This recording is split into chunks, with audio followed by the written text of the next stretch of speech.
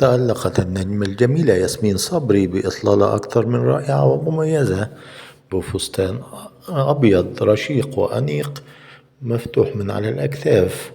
وظهرت ياسمين صبري في إطلالتها الجديدة وهي تضع مكياج خفيف للغاية ليبرز جمالها وأنوثتها.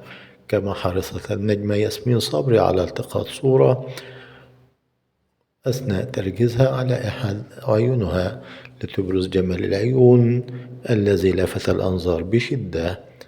وتعد ياسمين صبري واحدة من أجمل فنانات الشاشة العربية والمصرية في الوقت الحالي، نظرا لتمتعها بالجمال العربي الأصيل والأنوثة الرائعة.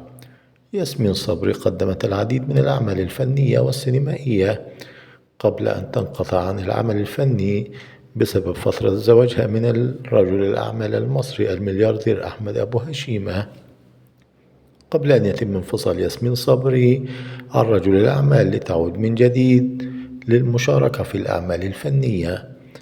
أعزائي المشاهدين، لا تنسوا دعمنا باللايك والشير والاشتراك في القناة، وانتظروا كل ما هو جديد في عالم الفن والسينما.